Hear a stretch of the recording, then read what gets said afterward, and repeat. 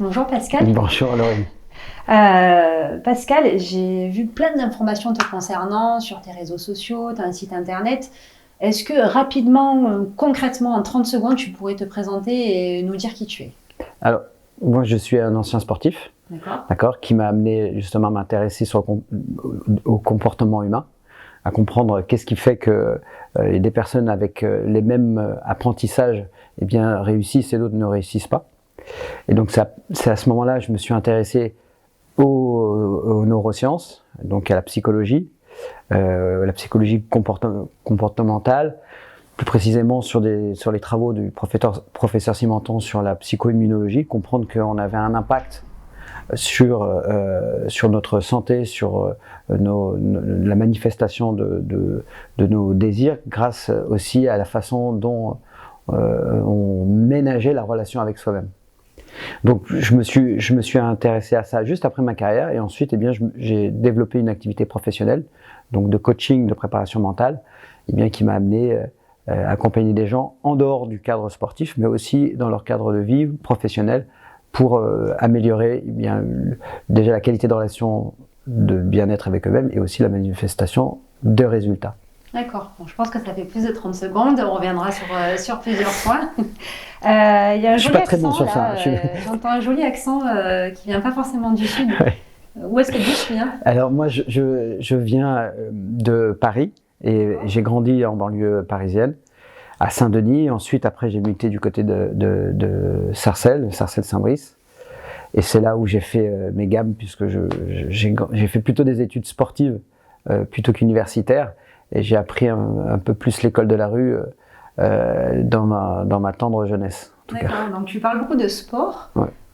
Tu nous as pas dit quoi exactement, comment, etc. Est-ce que tu souhaites nous en dire un peu plus? Ouais, Oui. je vais être très court parce que c'est une partie maintenant qui date, mais de l'âge de 15 ans jusqu'à l'âge de 36 ans, j'ai fait donc des sports martiaux, j'ai fait du kickboxing, j'ai fait de la boxe thaï, j'ai fait du full contact, j'ai fait du karaté contact. Et c'est par la force de mes poings, en tout cas, que j'ai pu réussir à mieux me connaître. Ce qui m'a donné à cette époque-là l'occasion d'apprendre un peu plus sur moi, parce que le sport, automatiquement, c'est un moyen d'interoception, en tout cas pour mieux gérer ses émotions et son énergie. Et surtout, c'est que je regardais moins la télé, puisque j'étais tellement passionné par ce que je faisais, donc je passais plus de temps le soir, 3 à 4 fois par semaine à l'entraînement, plutôt que de regarder la télé. Voilà. Ce qui m'a amené aussi à être un peu marginal, à mon époque en tout cas. D'accord. Ok. On va revenir sur ton activité, d'accord.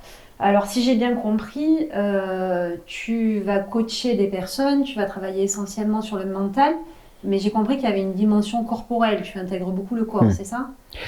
Oui. Tu peux nous expliquer un petit peu, parce que quand on travaille sur la psychologie, d'une manière générale, on parle. Oui. On parle et toi, voilà, si j'ai bien compris, tu vas intégrer le corps aussi à ce coaching, à cet accompagnement. Oui, la partie corporelle est indispensable. D'ailleurs, le corps et l'esprit sont indispensables et sont indissociables en vérité. Ce que j'ai compris, c'est que en tout cas, notre environnement occidental nous amène à être beaucoup plus dans le raisonnement, donc d'être dans le mental et de suivre des process qui vont en tout cas nous conformer dans une façon de faire les choses. Maintenant, on n'a pas tous la même systémie, on ne vient pas tous du même endroit. Et ce qui est important, c'est de comprendre, c'est que la vérité, elle est à l'intérieur de soi. Chacun a une vérité, et quand le corps peut lui-même décider des choix qu'on va faire, donc quand je dis le corps, c'est qu'à un moment donné, c'est binaire. C'est-à-dire qu'il y a des choix qui vont nous exciter. Par exemple, quelqu'un qui veut quitter son travail va avoir une excitation au niveau corporel, son corps a envie de quitter son travail, mais son mental ne veut pas. Son mental est bloqué par la perception et la connaissance qu'il a, donc le fait de payer ses charges, le fait d'avoir besoin de sa sécurité, et donc la personne va être tiraillée entre le mental qui veut quelque chose, mais le corps qui veut autre chose.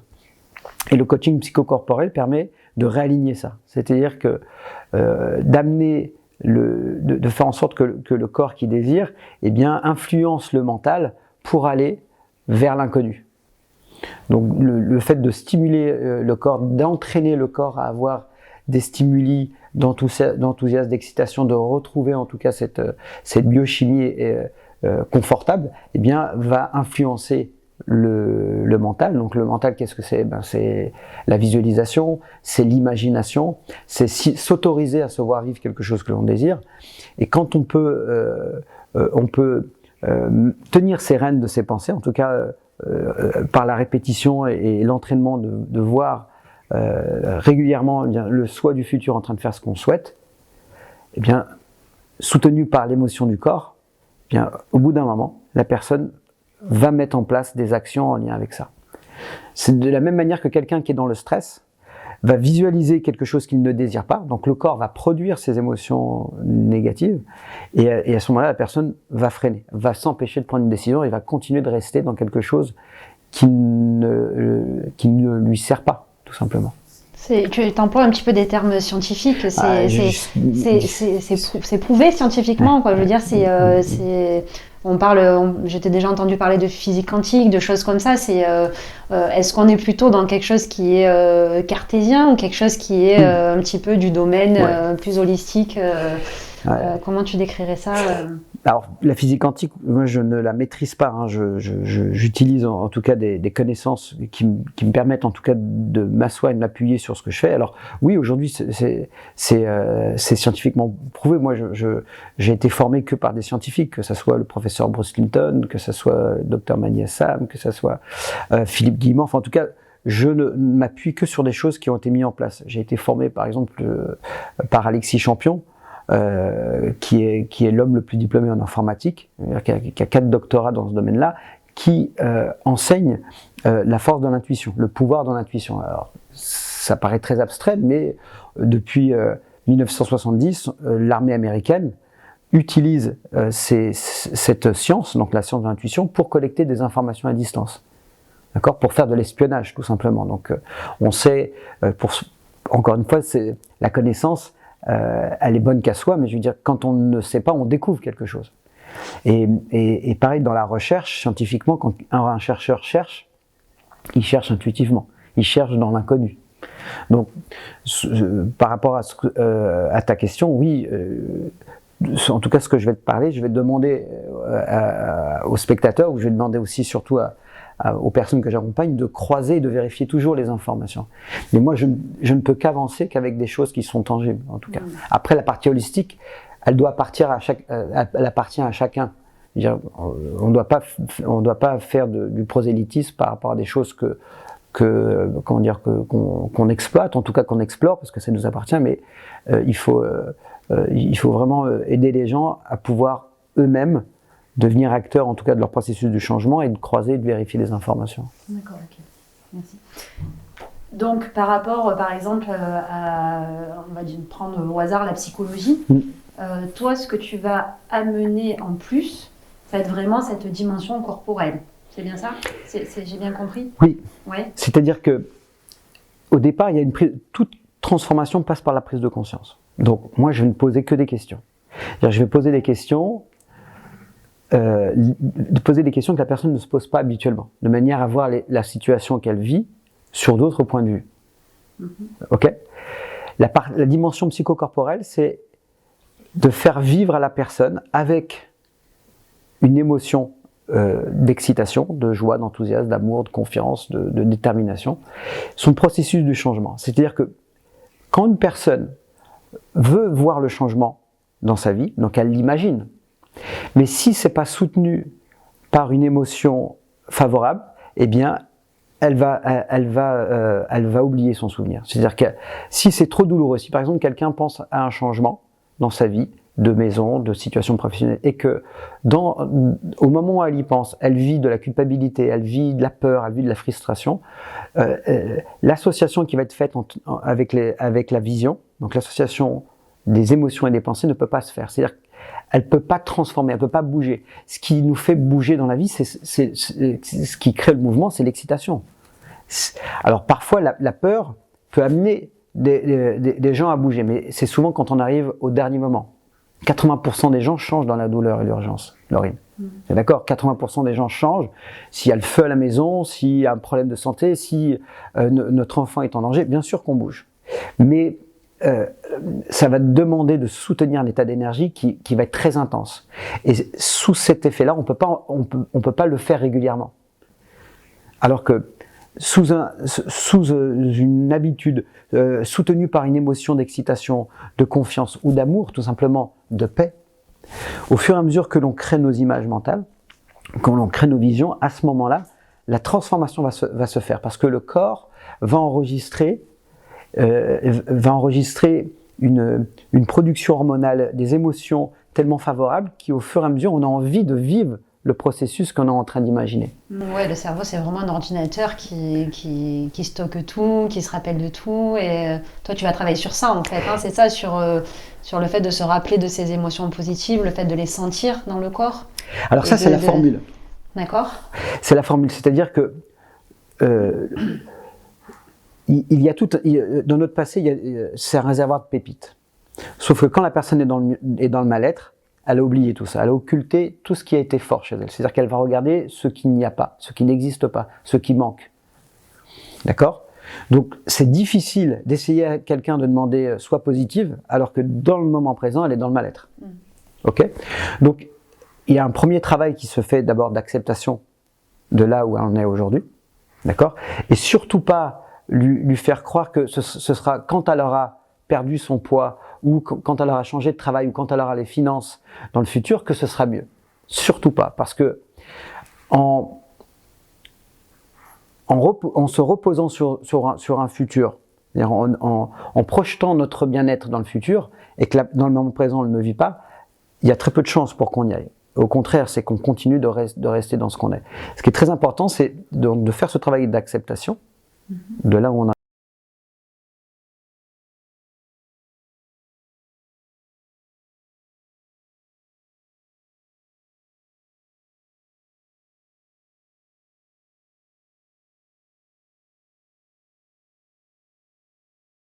Bien, elle va commencer par trouver un petit souvenir.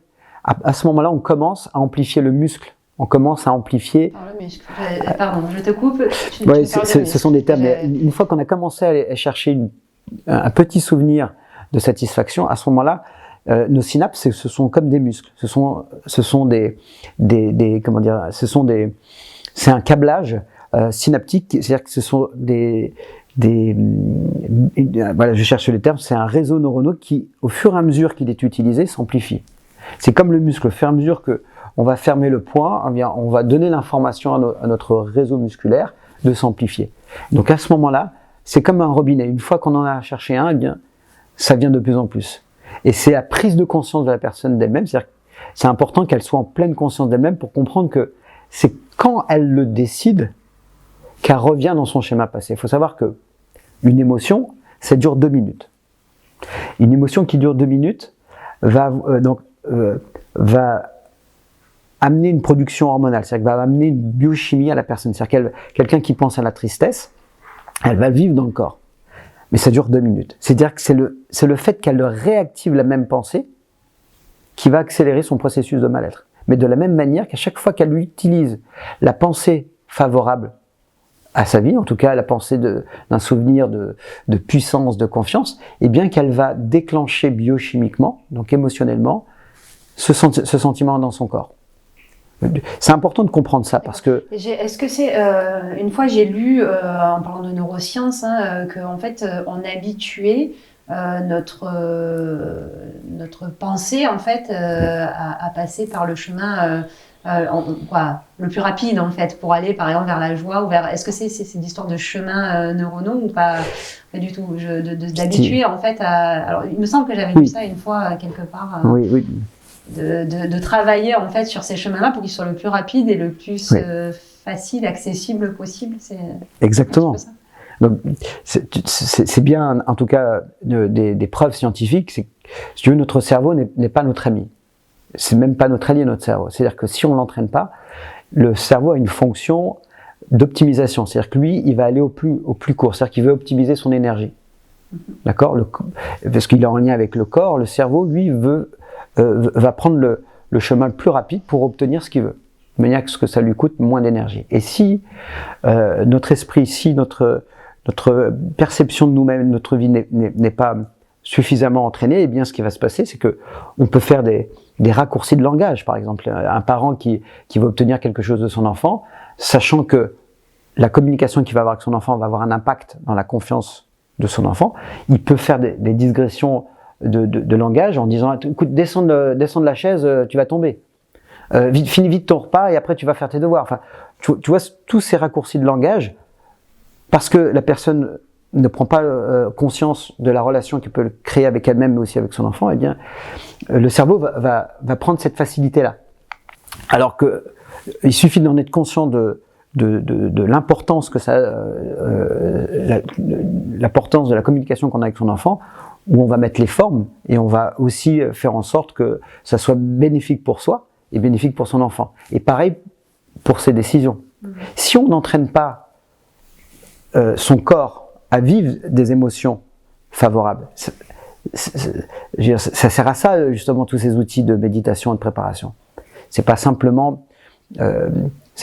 pour avoir un moment de paix, c'est aussi pour entraîner son corps à avoir l'habitude d'accéder à ces émotions-là. C'est-à-dire que si on attend à chaque fois que la vie nous donne des situations pour être en paix, pour être fier, eh bien on va être toujours dépendant de la vie, on va être toujours dépendant des autres. On va être en attente et on va être dépendant de l'extérieur. Je prends souvent la différence, cette différence entre l'amour et la relation. Je dis ça aujourd'hui avec l'âge que j'ai, mais j'ai compris que l'amour, c'est pas l'autre. Les autres sont là aussi pour qu'on puisse davantage être conscient de l'amour qu'on a en soi, mais la relation, elle peut être sociale, elle peut être amicale, elle peut être familiale et elle peut être intime. Mais je ne dois pas être dépendant de l'autre pour pouvoir délecter le sentiment d'amour. Tu comprends cette différence? On co-construit notre relation et on la fait évoluer et on est davantage heureux d'être en vie. Mais l'amour, je dois pouvoir vivre ce sentiment-là par moi-même. Juste le fait de me souvenir de mon enfant quand elle est née, je vis ce sentiment-là. Juste le fait, des fois, je regarde mes abeilles en train de délecter une fleur, j'ai ce sentiment-là, ou un coucher de soleil ou autre. Tu comprends ce que je veux dire? C'est que une émotion, c'est un neuropeptide. Un neuropeptide qui active un gène et qui exprime de la protéine. Si je peux avoir accès à ça, juste en fermant les yeux, ou juste en contemplant, je nourris mon corps et j'habitue mon corps à avoir accès à ça. Et ce sera plus facile pour moi, quand il y a une situation qui ne se passe pas comme on le souhaite, et il y en a tous les jours, eh bien de pouvoir prendre de la hauteur sur les choses.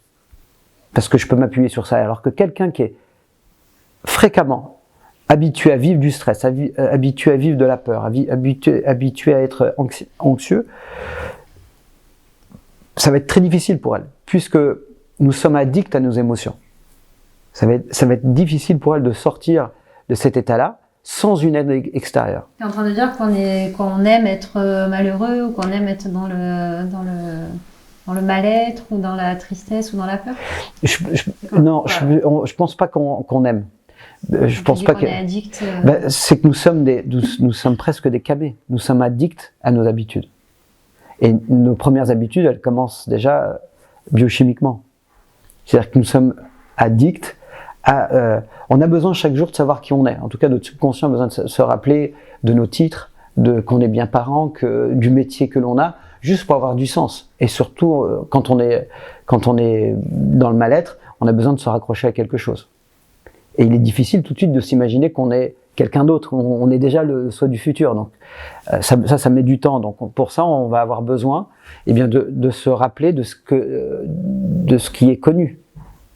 Comprends donc.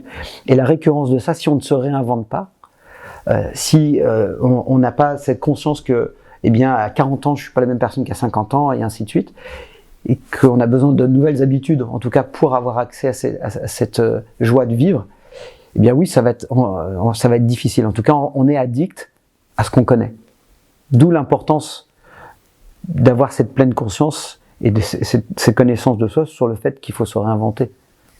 D'accord. Ouais. Et du coup, tu me parlais tout à l'heure de poids ou de mal-être, de choses comme ça. Est-ce que tu pourrais me donner quelques exemples de pourquoi, d'objectifs pour lesquels les gens viennent ou viendraient te voir quels sont les bénéfices qu'ils pourraient tirer de tes séances J'imagine que c'est multiple, mais quelques exemples pour essayer d'illustrer. Les exemples, tu sais, c'est souvent des exemples où une personne reste suite à un traumatisme, suite à une séparation, ou une séparation, ça peut être une séparation professionnelle, une séparation personnelle, une séparation amicale, une séparation même dans la relation avec soi-même, une séparation sur le fait qu'il y a un changement d'âge, il y a un changement même de situation financière. En tout cas, il y a quelque chose qui a fait que la personne elle reste dans un état de mal-être. Peu importe dans quel domaine, parce que c'est toujours le bien-être qu'on va rechercher à travers les différentes parties de notre vie. Dans le couple, dans le travail, dans l'argent, dans le sport. Ça peut être des sportifs parfois qui ont raté une performance, mais si tu veux, il y a une identification à son sentiment de mal-être qui fait que la personne n'arrive pas à passer à autre chose. Donc les personnes viennent au départ, essaient de se sortir de ce sentiment qui est récurrent. Parce que c'est le déclencheur. Souvent, ce qui arrive à un adulte, c'est quelque chose qui vient du passé. Il y a bien plus longtemps. Et c'est comme un tsunami. Il y a des répliques qui arrivent. Et tant qu'il n'y a pas une prise de conscience, tant qu'il n'y a pas une transformation concrète en conscience de la personne, eh bien, ce qui va se passer, c'est qu'elle va reproduire la même chose. L'énergie se cache toujours derrière la forme. Quand je dis l'énergie se cache derrière la forme, se cache derrière la forme d'une situation. Donc si c'est comment dire, un traumatisme d'inceste ou un traumatisme de violence, si la personne en a pas fait le deuil, en tout cas elle n'a pas pardonné, accepté, aimé, eh bien ça va se reproduire sous une autre forme, jusqu'à un moment donné qu'elle regarde son passé comme quelque chose qui est parfait. Comprends ? C'est vraiment ça qui m'a plu, c'est de comprendre que on peut continuer d'emporter son passé avec toutes ses casseroles et puis avancer dans la vie avec toutes ses casseroles parce qu'on fait en sorte de s'en rappeler. Mais le jour où son passé, eh bien, on le bénit et on a accepté tout ce qui a été difficile dans son passé, qui est pas simple, mais en tout cas une fois que ça c'est pardonné, accepté, aimé, c'est vachement plus facile pour aller vers le futur, pour aller vers l'inconnu.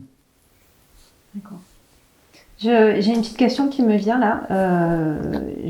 Donc on a parlé tout à l'heure de coaching psychocorporel.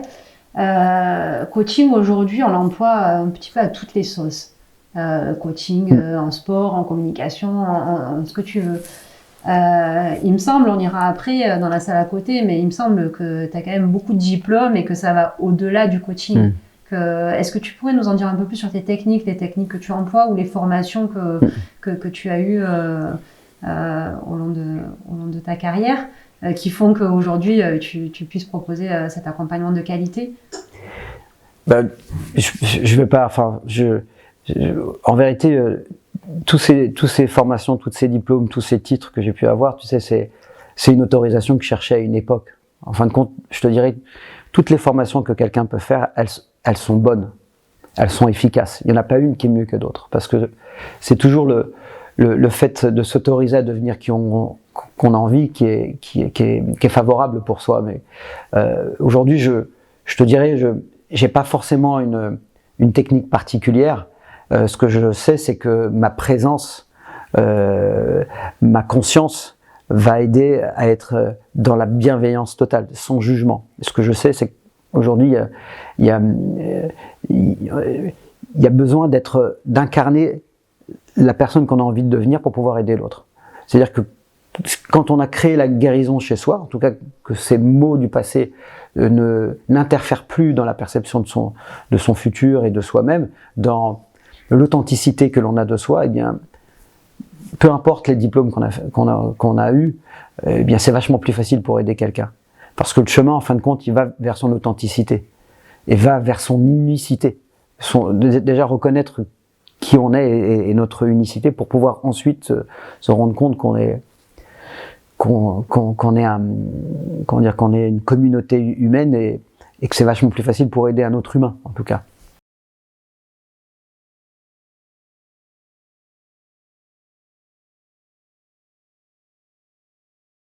Plus la personne va reconnaître les choses qui ont été favorables dans sa vie, et qu'elle peut les utiliser, c'est-à-dire qu'elle va reconnaître qu'elle a eu à un moment donné dans sa vie un moment de détermination, un moment où elle a eu du courage, et puis ça va être plus facile pour elle de se souvenir pour pouvoir créer sa décision, et sa décision créer la destinée qu'elle souhaite. C'est souvent parce qu'on a oublié qui on était, et qu'on s'identifie surtout au moment présent, au mal-être que nous sommes. On pense, la personne elle pense qu'elle est plus utile, la personne elle pense qu'elle est inférieure, la personne elle pense qu'elle n'est pas nécessaire en fin de compte à la communauté. Donc c'est pour ça que c'est utile d'aller amener quelqu'un, aller chercher les forces du passé. Il y en a. Okay. Concernant la prise en charge de soi, prendre soin de soi, en France, on sait que ça a un coût. Ok, c'est pas forcément remboursé. Qu'est-ce que tu dirais à quelqu'un qui hésite en fait au final à investir sur soi, parce que c'est de l'investissement. Moi, je le vois comme ça. C'est de l'investissement sur soi. Qu'est-ce que tu dirais à quelqu'un qui hésite à investir financièrement dans son mieux-être, dans son bien-être? Lui dire à ma position, c'est en tout cas c'est pas facile pour elle de l'entendre, en tout cas, mais ce que je peux lui dire, c'est que moi j'ai été dans cette situation-là. J'ai mis du temps à investir sur moi. Et ce que j'ai fait d'abord pour commencer, c'est que j'avais besoin de lire. J'avais besoin d'acquérir et de collecter de la connaissance pour en savoir un petit peu plus. Et donc il y a beaucoup aujourd'hui d'ouvrages. Aujourd'hui, l'accès à la connaissance, il est limité, il est gratuit. Quelque part. Enfin, pas quelque part. Concrètement, aujourd'hui, on peut avoir accès aux images, on peut avoir accès aux livres. Et ensuite, il y a une prise de conscience à un moment donné. C'est que le meilleur investissement qu'elle peut faire, c'est sur elle-même. C'est le business de la connaissance. C'est la construction de la connaissance. La connaissance, on sera jamais pauvre de connaissances. Et surtout, c'est que plus la personne va connaître, donc justement son passé, va connaître la réelle personne qu'elle est, plus elle va voir les nouvelles opportunités qui vont se présenter à elle. Plus une personne va se déplacer de ça, que 5%, le fait de changer de pensée par rapport à d'habitude, une pensée, tu sais, c'est un dialogue interne qui automatiquement va amener des mots, en tout cas va amener un autre dialogue avec soi-même, et les mots vont amener forcément une action. Une action va amener un autre comportement. Et ce comportement va forcément, par rapport à notre environnement, nous attirer d'autres opportunités, d'autres situations, d'autres rencontres également. Donc je dirais à cette personne, c'est d'investir sur elle comme elle peut au départ. Ça peut commencer déjà par acheter un livre, ça c'est un investissement déjà. Parce qu'automatiquement, ça va faire bouger sa vie. Ma première fois, je me souviens, j'ai pris un crédit pour faire ma formation. Je suis parti à Palm Springs. J'ai été voir Anthony Robbins. Je me souviens, j'avais lu son livre 10 fois. Et le fait d'avoir juste dans ce livre, d'avoir comme source d'information d'autres façons de penser. Parce que le but de l'instruction, c'est de sortir de son monde. Si on est dans une situation problématique, c'est que c'est notre environnement qui a créé ce problème. Et nous sommes le reflet de notre environnement. Et notre environnement est le reflet de nous-mêmes. Donc le fait de sortir de notre environnement, donc de la façon de penser, la façon de se comporter, la façon de vivre les émotions, eh bien à ce moment-là, eh bien on va pouvoir déplacer notre conscience et accéder à la créativité, accéder juste à une idée à ce moment-là. C'est comme ça que la science même elle évolue concrètement. C'est-à-dire que la science ne peut qu'évoluer. Alors eux c'est un principe, c'est un mot un peu technique, c'est quand il y a la rupture du consensus. C'est-à-dire si tout le monde est d'accord, il ne peut pas avoir d'évolution. Et quand on est dans notre environnement et qu'on y est tout le temps, on ne peut pas avoir d'évolution. Donc il faut à un moment donné sortir de cet environnement-là pour ramener une autre idée et la ramener dans son environnement. Et à ce moment-là, on voit bien qu'on a quelque chose de différent qui arrive. Donc oui, j'avais investi donc sur ce livre en le lisant déjà, en consacrant du temps à le lire. Et Ensuite, j'ai pris mon courage à deux mains parce que j'avais vu un copain qui avait investi. Tu vois, il y a aussi ça, tu vois, le fait de voir quelqu'un qui a investi, je dis, mais moi aussi je peux le faire. Et j'avais investi et ça a changé le cours de ma vie. Ouais. Donc, c'est pas un conseil, mais en tout cas, ce que je peux dire, c'est que c'est la plus belle chose qu'on peut faire à soi comme acte d'amour, déjà. Parce que ce qu'on va chercher à travers la vie, c'est d'aimer et se sentir aimé. Mais si on commence déjà à faire... Et l'amour n'existe qu'à travers les actes, en tout cas pour moi. Et donc si déjà on peut faire un premier acte sur soi en investissant de l'argent, derrière ça ne peut que s'embellir en tout cas. Hein. Moi j'ai eu l'occasion de parler à un de tes accompagnés, je ne sais pas comment je pourrais le dire, qui m'a dit que cet accompagnement-là lui avait fait gagner 10 ans de sa vie. 10 ans de sa vie dans le sens où la personne se sentait mieux. Peut-être qu'avec la maturité, elle se serait sentie mieux naturellement, mais en tout cas, ça lui a fait évoluer, toute sa vie a bougé, ses projets. C'était un superbe retour que j'ai eu de cette personne. Voilà. Donc, merci. Je te dirais que moi aussi, Laurine, je te dirais que moi aussi, j'ai gagné des années de ma vie. Parce que tous les accompagnements que j'ai eus et que je continue encore me font gagner du temps, de l'énergie et de l'argent. Parce que c'est le cerveau collectif qui nous fait aller beaucoup plus loin. Tu vois, il y a cette expression qui dit « tout seul on va vite, mais à plusieurs on va plus loin ». C'est le principe du coaching. Et c'est surtout pour nous ramener à un équilibre à l'intérieur de nous-mêmes. Ce que je veux dire à travers ça, c'est que c'est ni d'être altruiste ni d'être égoïste qui fait avancer. C'est toujours cet état d'équilibre. Et si à un moment donné il y a une dominante au niveau de notre ego et que derrière on dit non mais moi je veux y arriver seul, ok, on est dans l'indépendance, mais il y a un niveau bien plus haut encore, c'est l'interdépendance. C'est de comprendre que nous sommes interdépendants d'autres humains pour pouvoir grandir. Et le fait qu'il y ait quelqu'un qui soit dissocié de mon histoire et qui me pose des questions que dans mon état d'être, eh bien, je peux pas me poser, eh bien, automatiquement, on va voir d'autres façons de voir les choses. C'est toujours le fait de déplacer sa conscience. Quand quelqu'un a développé ce système-là, de développer sa conscience, d'arriver, par exemple, à se poser des questions en disant, tiens, comment ferait mon père? Comment ferait mon frère? Comment ferait ce mentor que j'aime bien? Qu'est-ce qu'il penserait, lui? Tu vois, le fait d'avoir usage de sa pensée, eh bien, c'est sûr que ça nous fait vivre une dimension bien plus haute. On prend de l'altitude sur les choses. Voilà. Et moi, j'ai gagné des décennies dans ma vie. Je veux dire, jamais j'aurais pu imaginer la vie que j'ai aujourd'hui quand j'avais 20 ans. Impossible. Parce que moi, en plus, ça s'arrêtait le jour où j'ai été champion du monde. C'est-à-dire que j'avais pas d'autre capacité de projection quand j'étais sportif de haut niveau à me dire que voilà, un jour je serai champion, mais après je savais pas quoi faire. Mais le jour où j'ai eu ça, à 23 ans, quand j'ai eu cette ceinture, où j'ai même été au restaurant avec, mais derrière, mais en vérité, je me suis senti mais perdu. Mais vraiment, hein, je veux dire, j'essayais de me rappeler que j'avais cette ceinture pour vivre un peu de joie. Mais surtout, c'est que je me souviens que je m'auto-observais, malgré moi, à vouloir que les gens le sachent. Alors que ma ceinture était cachée sous mon manteau. Je me souviens dans ce restaurant, mais je voulais que ça soit visible parce que j'étais tellement dépendant du regard des autres que le lendemain à mon réveil, je voulais déjà reboxer, je voulais déjà qu'on presque me balader avec la ceinture. Enfin, c'est une sorte de caricature, mais parce que je n'étais pas suffisamment mature de comprendre que mon bonheur passait déjà par autre chose, et puis que surtout, c'est que je devais développer une meilleure relation avec moi-même. D'accord.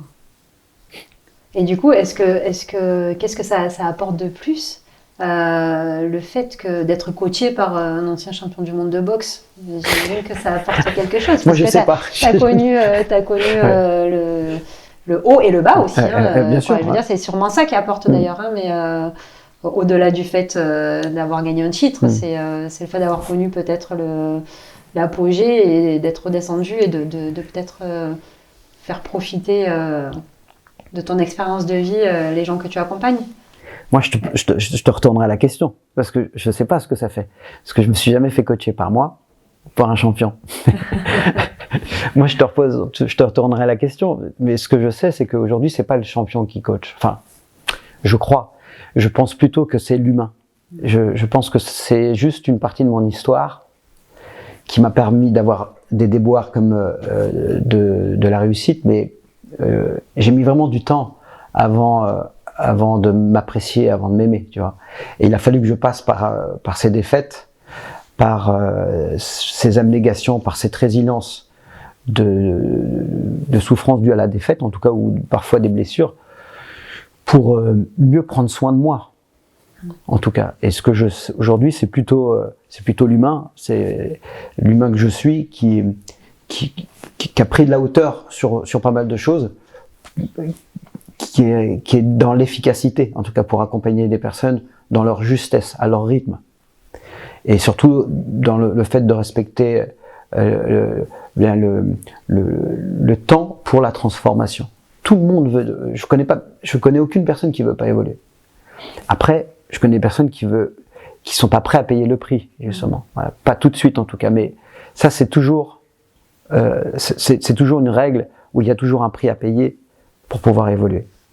Et comme nous sommes addicts à notre environnement, et que c'est le moyen dans lequel on peut avoir des sentiments de sécurité ou d'amour, eh bien, les personnes, il leur faut du temps des fois pour intégrer que automatiquement il faut dénaturer l'environnement pour pouvoir évoluer.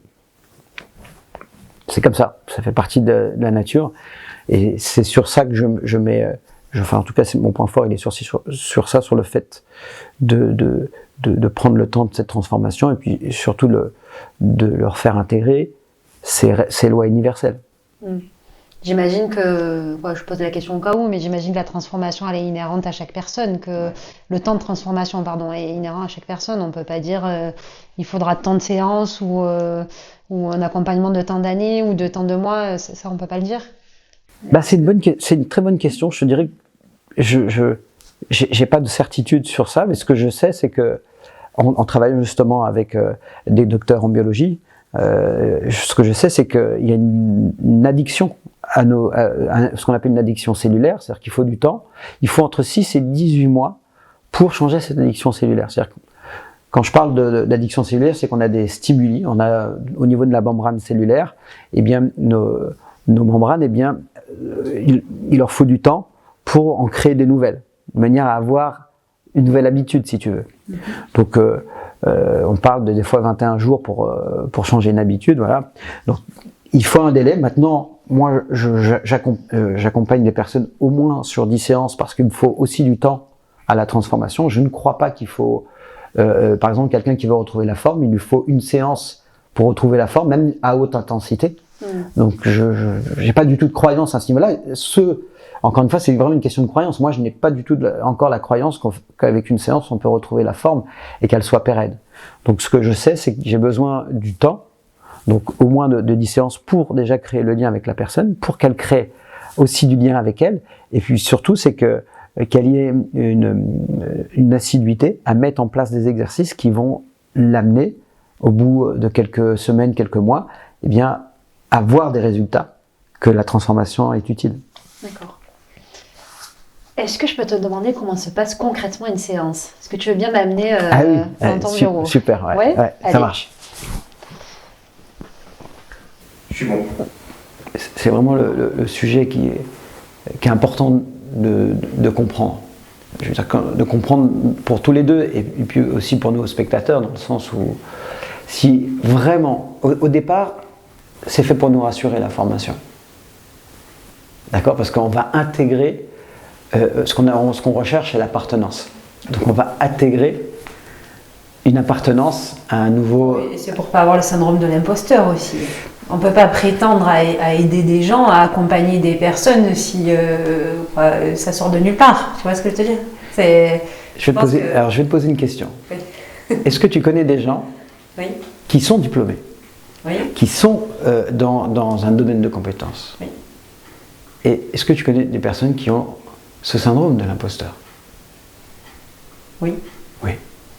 Tu ne peux qu'avoir le syndrome de l'imposteur que quand tu es diplômé. Parce que quand t'es pas dans l'environnement que tu souhaites être et que tu n'es pas diplômé, tu n'as pas besoin d'avoir ce syndrome, tu ne l'es pas. Tu n'as que ce syndrome-là que quand tu es, tu es diplômé et que tu es formé. T'es d'accord? Pas trop, non. Non, parce que si demain je voulais me lancer en tant que coach, vu que c'est pas une profession qui est réglementée, je pourrais. Mais comme j'ai pas de diplôme, je pense que j'aurais un syndrome de l'imposteur. Je pense. Déjà, c'est encadré aujourd'hui. Mais cherche dans les personnes que tu connais, les personnes qui ont ce syndrome-là. Est-ce que c'est des personnes qui sont dans leur champ de compétences? Oui, peut-être pas. Non, je te demande. Oui. Des personnes qui ont ce syndrome. Tu as ce sentiment parce que tu as ce diplôme ou tu as cette compétence, mais ce niveau d'estime que tu as à l'intérieur, il n'y est pas. Et c'est pour ça que tu as des personnes qui vont passer de formation à formation à formation, parce qu'elles vont espérer dans un futur que ce diplôme va les soustraire de ce sentiment. Mais en fin de compte, plus nos actions d'essayer d'éviter le sentiment de l'imposteur font qu'à chaque fois on fait des formations, en fin de compte ça s'amplifie. C'est parce qu'il y a ce sentiment de se sous-estimer et de ne pas être à la hauteur vis-à-vis des autres parce que la personne elle a grandi avec ce traumatisme, on va dire, depuis son enfance, qu'elle était toujours moins bien que les autres. Tant qu'il n'y a pas eu un travail qui a été fait à la source, eh bien ce sentiment-là va toujours venir. Oui, c'est ce que tu disais tout à l'heure, tout vient du passé. Alors pour être précis, du moment de notre conception jusqu'à 8-9 ans, nous engrammons dans notre système nerveux, notre cerveau, eh bien, tous les référentiels tous les patterns de notre référentiel. Donc de nos parents, de notre système éducatif. Donc principalement c'est des aptitudes où les parents jouent avec des jeux psychologiques qui fait que derrière la personne va chercher le besoin de reconnaissance à travers les autres. Donc c'est à partir de là où il y a des choses qu'on doit se libérer. Mais c'est intéressant ce que tu dis. Si c'était dans le diplôme que il y en était guéri, ou on était plus heureux, ça serait si c'était dans la mécanique. Voilà, c'est pour ça que moi je me suis intéressé donc au coaching psychocorporel, à la préparation mentale. C'est parce que c'est les stratégies internes plutôt que les stratégies externes qui sont le garant de la réussite.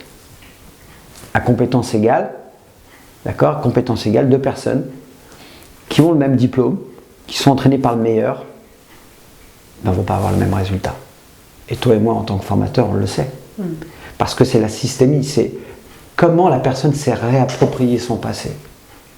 Comment elle a fait pour qu'est-ce qu'elle a mis en place, qu'est-ce qu'elle a fait, comment elle a été accompagnée aussi pour se réapproprier son passé. Plus la personne se réapproprie son passé, plus sa capacité de se projeter et d'avancer vers l'inconnu est plus forte.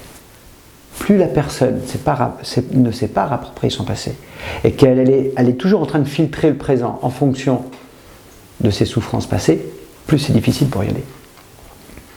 Donc il y a quelque chose en plus que je suis en train en ce moment je fais une vidéo sur ça, donc je balbutie encore avec le script, mais si tu veux d'accompagner quelqu'un et d'essayer de lui mettre des pensées positives ou des émotions positives, je ne crois pas à ça dans le sens, alors je vais préciser mon propos, c'est que plus on essaye de motiver quelqu'un et de lui dire regarde la vie du bon côté, machin, mais c'est difficile d'essayer de remplir de nouvelles idées et de créativité ou de façon de voir les choses à quelqu'un qui a la coupe, elle est pleine.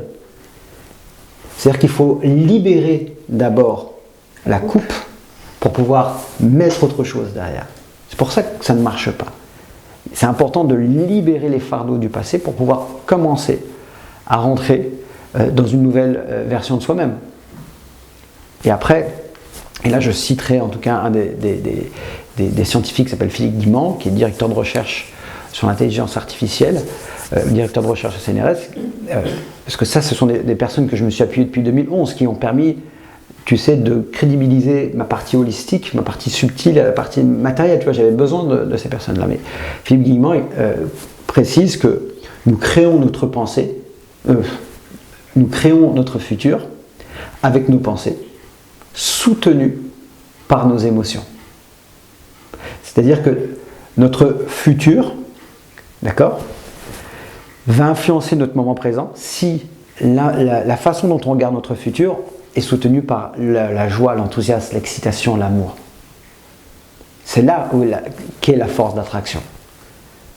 De la même manière que quelqu'un qui est dans le stress, qui visualise quelque chose qui a un scénario catastrophique pour elle, dans le moment présent, elle vit la souffrance, alors que dans le moment présent, la situation n'existe pas. Elle est déjà en train de se projeter sur quelque chose qui n'existe pas encore, mais elle est en train de le ramener dans le présent. Donc, automatiquement, ses pensées, son comportement, ses actions, ses émotions vont influencer tout l'environnement matériel dans son présent. L'interaction avec les autres, avec sa famille, avec ses proches, avec soi-même déjà. Je comprends. Donc, voilà. Du coup, comment ça se passe concrètement une séance avec toi? Alors une séance avec là, on est dans ton bureau, je crois. Ouais, et là, on est dans mon bureau à Villeneuve. Et bien déjà, on a une rencontre. Déjà, une rencontre où je vais avoir besoin de collecter des informations. Moi, je vais poser des questions. Je vais surtout aider la personne d'abord à libérer la parole, hein, et surtout lui faire en sorte qu'elle soit entendue, qu'elle soit comprise. Parce que ce qui est important, c'est surtout pas de donner des réponses aux gens. Les gens n'ont pas besoin, quand ils parlent, ils n'ont pas besoin d'avoir des réponses, ils ont surtout besoin d'être compris. Oui, parce que les réponses, je pense qu'on les a tous en nous, plus ou moins. Déontologiquement, un coach ne doit pas donner de solution. Il peut proposer, ou il peut inviter, ou suggérer quelque chose, mais on n'a pas besoin de donner un conseil à quelqu'un qui est autant souverain que soi, qui est autant un fragment de Dieu, on l'appelle comme on veut, mais qui est aussi sacré que soi-même. Donc on n'a pas besoin de donner, tu sais l'expression de donner du poisson à quelqu'un. On a besoin de lui apprendre à pêcher, parce que si la personne vient me voir, c'est qu'elle a besoin d'avoir mon niveau, en tout cas d'avoir la capacité d'utiliser sa conscience. Donc moi je vais l'aider à mieux réfléchir avec elle-même, et d'avoir une meilleure relation, en lui, toujours encore une fois lui proposant des choses. Mais surtout, c'est un moment où la personne va avoir un temps d'écoute. Ensuite, eh bien, je vais faire un travail de clarification d'objectifs. Concrètement, il y a des étapes. Il y a la gestion émotionnelle.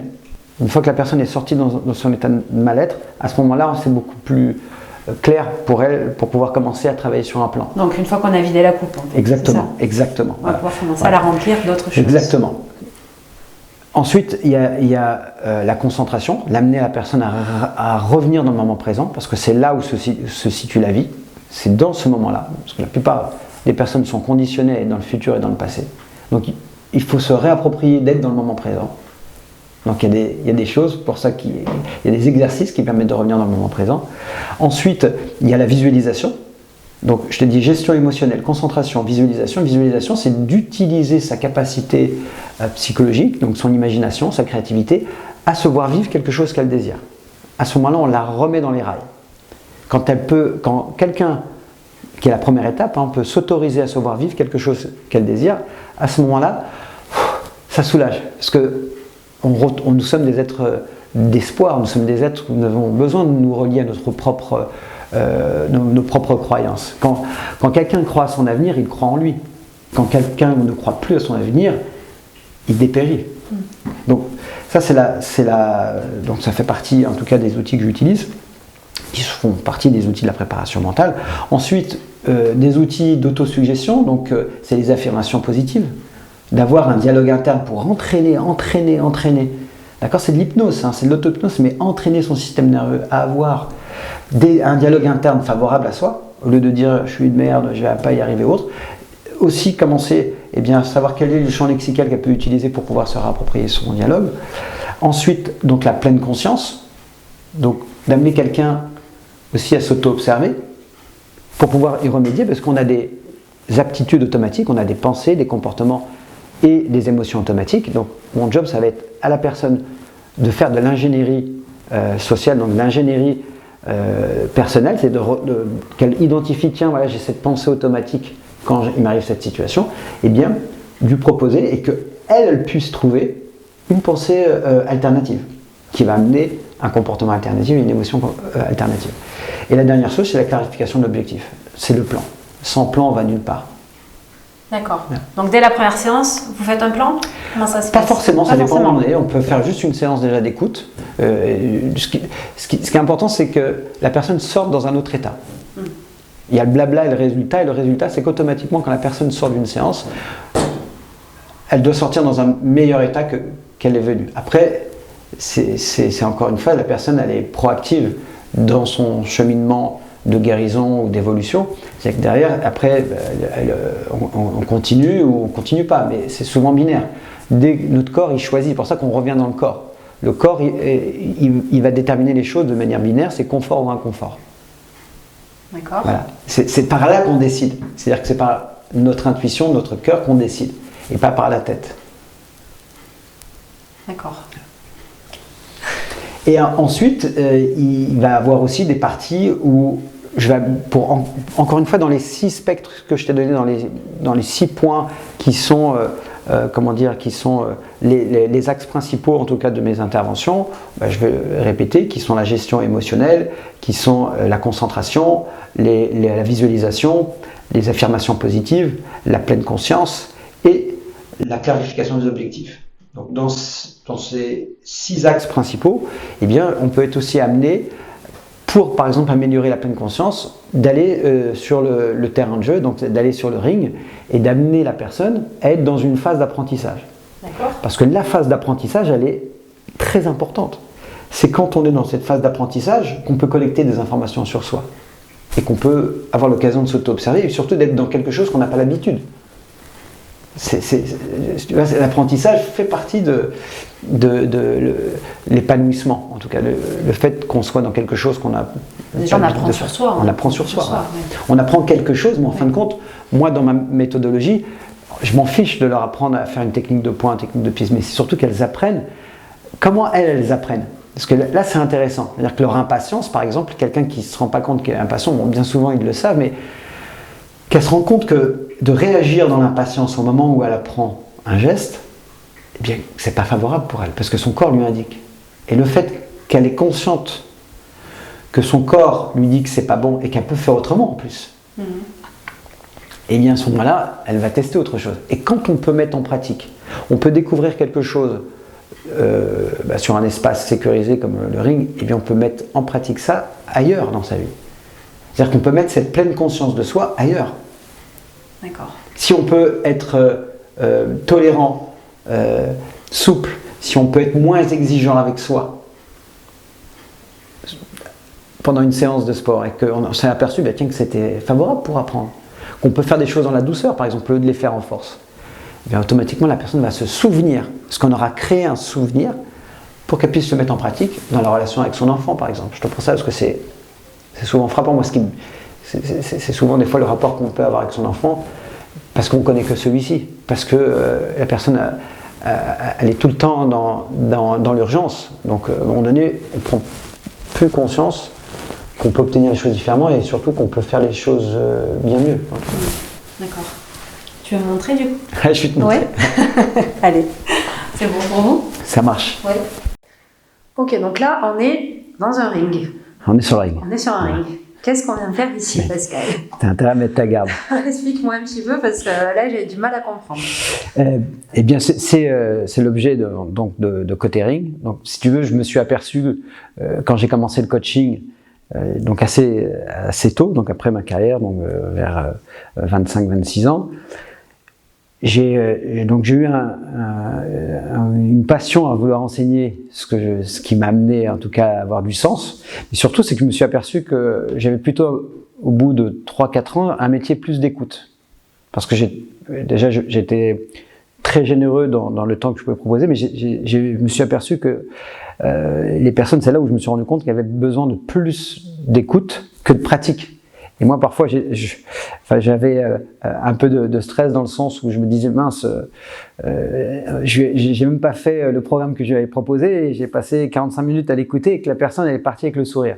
Et c'est là que j'ai décidé d'affûter en tout cas mes techniques et à me former aux outils de la préparation mentale. Et que je me suis vraiment aperçu qu'il y avait des outils fabuleux de manière à faire des transformations de perception et puis surtout de se donner l'occasion d'aller au bout de sa propre évolution. Enfin, voilà, ce que j'ai compris, c'est que le sport était un moyen d'aller dans le bien-être, donc par l'effort, mais au bout d'un moment, ça a ses limites. Comme moi, j'ai cru qu'il fallait que je souffre pour pouvoir me sentir bien. Ça marche à 20 ans, ça marche à 30 ans, et ça marche moins à 35, à 40 ans. Hein, c'est pour ça que il y a beaucoup moins de personnes de 50, 60 ans dans des activités comme la boxe, parce que ça demande à chaque fois de soutenir beaucoup d'efforts. Et j'ai compris que c'était pas simplement que dans l'effort, mais dans la compréhension de soi-même, eh bien qu'on pouvait avoir ce sentiment d'estime et ce sentiment de confiance avec soi-même. D'accord, ok. Et donc là, tu me parles de préparation mentale. Moi, Ouais. la préparation mentale, ça me fait penser au sport. Je ne sais pas, est-ce que des personnes qui ne sont pas sportives, est-ce qu'elles peuvent quand même venir te voir? Est-ce que ça rentre dans le cadre de l'accompagnement? Voilà, j'aimerais que tu m'éclaircisses un petit peu ce point. Alors, si tu veux, la préparation mentale, ce sont des outils qui permettent à l'optimisation de résultats. D'accord, surtout sur la partie psychologique, donc qui est l'occasion unique de pouvoir mieux se comprendre et de s'auto-observer. C'est-à-dire qu'on avance dans la vie avec le bagage éducatif qu'on a eu, avec le bagage aussi de conditionnement, de formation ou autre, mais au bout d'un moment, elles peuvent être, donc cette perception de soi-même, ces croyances que l'on a, ces formations que l'on a, elles peuvent être limitantes dans le moment, à l'instant T où on en est. Donc c'est une occasion d'utiliser la préparation mentale qui était à la base pour les sportifs. Hein. Je veux dire, moi j'ai été formé aussi par Nelly Michelin qui a été la coach de Yannick Noah, donc c'est pas d'aujourd'hui pour ceux qui connaissent ces personnes. C'est l'occasion d'utiliser et ce sont des outils qui ont été vulgarisés de manière à les mettre en pratique et au profit des personnes qui ont un frein dans la conduite du changement d'une nouvelle profession, dans la transformation également de son évolution sociale ou familiale. Ce sont les mêmes techniques? En tout cas, oui, j'utilise les mêmes techniques qui sont adaptées pour leur environnement. C'est toujours des outils de libération de mots émotionnels, donc de gestion émotionnelle. C'est toujours des outils de visualisation. C'est toujours des outils sur la concentration, donc de la respiration, de la pleine conscience. C'est la même chose. La vie est un sport aussi. On peut faire ce parallèle-là. Notre vie est un challenge, que ce soit dans le milieu professionnel, familial. On veut gagner et du coup on veut être préparé à ça. Là, tu me poses c'est pas une colle, mais si tu veux, je suis pas sûr qu'on vraiment on veut gagner. Je pense que, si tu veux, la victoire, on l'a associée au niveau de bien-être que l'on a. Quand on gagne, on est juste tellement fier qu'on est juste en train de se dire, putain, mais je m'aime, je suis quelqu'un d'important. Sauf que je suis pas sûr qu'on va gagner face à son enfant ou face à son conjoint. Quand je dis gagner, c'est être satisfait et être heureux. Voilà. C'est le parallèle que je fais avec le sport, en fait. Voilà.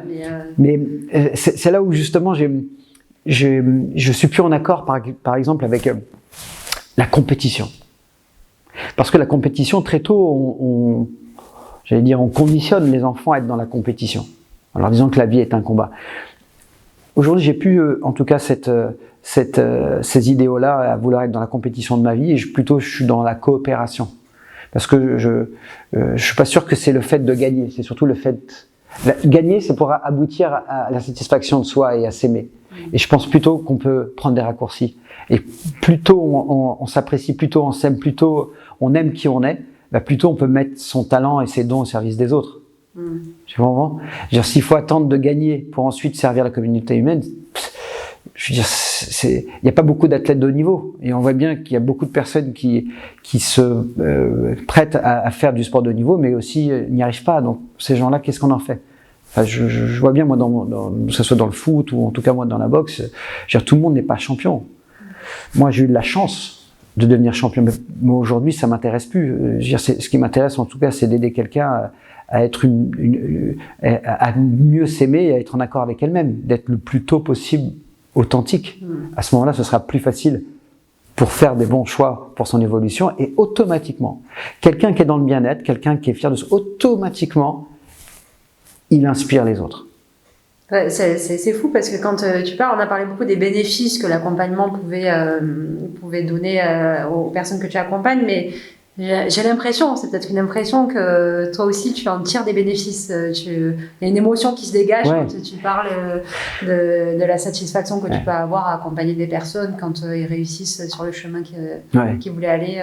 C'est l'impression que j'en ai. Non, mais c'est plus qu'une impression. En tout cas, il y a une énergie qui s'en dégage parce que je l'ai goûté. Si tu veux, j'ai goûté à la victoire, et comme je te l'ai dit, à ma plus grande victoire, bien, j'en ai goûté à la plus grande des déceptions et des illusions, si tu veux, mais qu'aujourd'hui, à aider quelqu'un à devenir meilleur et à mieux s'apprécier, eh bien, c'est bien mieux encore. Enfin, je veux dire, moi, à chaque fois que je fais quelque chose que j'aboutis, en tout cas, la première chose, c'est que je la partage. Et ça fait partie des lois universelles d'un être humain. Je veux dire, ça n'existe pas de gagner tout seul. D'évoluer tout seul. Qu'est-ce qu'on en fait si on devait juste le vivre tout seul dans son confinement? Automatiquement, dès qu'on évolue, dès qu'un être humain évolue, dès qu'un être humain progresse, il partage. Donc, tu vois, j'ai repris ces connaissances universelles dans le fait que autant aller plus vite, autant commencer d'être sur le chemin de s'apprécier, donc faire en sorte qu'il y ait une réappropriation de soi-même pour ensuite, eh bien, servir la communauté humaine. Et puis, je veux dire, on a très vite les résultats. Et puis, on en est même addict à servir les autres. Le mot de la fin ? Eh bien, merci à toi, Laurine, déjà pour ton inspiration, parce que